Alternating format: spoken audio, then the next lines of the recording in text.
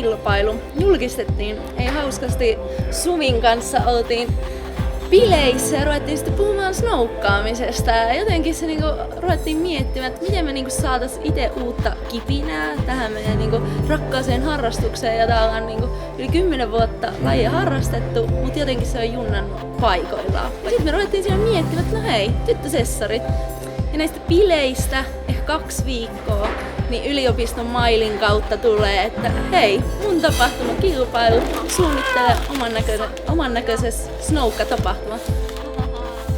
Sitten Parkkipirkot nimi tuli siihen, niin sitten se teema ja rekvisiitta, ehkä siitä sitten vielä.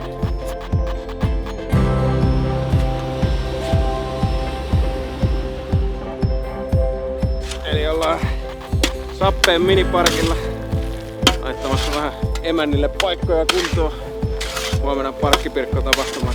Täytyy pistää vimosen päälle set.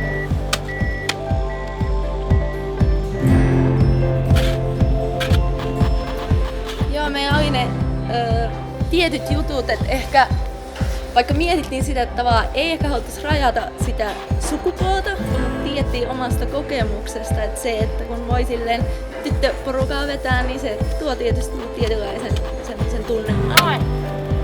Se on siinä. Ja se oli se yksi asia sitten ehdottomasti niin kuin semmoinen yhdessä tekemisen tsemppauksen meininki. Heti niin kuin aluksi oli silleen, että ei haluta niin mitään kilpailua, vaan että semmoista tosi niin kuin rennolla meiningillä. Kyllä, ja sit just siellä tapaamisessa käytiin niin kun ne pääpiirteet läpi, mitä me halutaan nostaa esille tapahtumassa.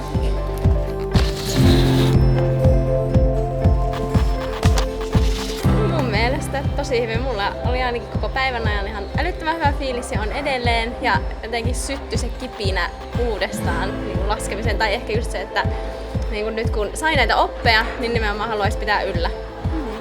Se oli kiva huomata se, että kuinka jotenkin niin kuin rajat kaatu ihan täysin. Tai siis silleen, että tuntuu, että kaikki osallistujat oli kavereita ja kaikille pystyi niin kuin juttelemaan, heittää jotain läppää ja kyselee niin kuin ohjeita ja vinkkejä. Et mitä yleensä ehkä, jos ajattelee sitä ihmisten välillä olisi, niin jotenkin kumoutu.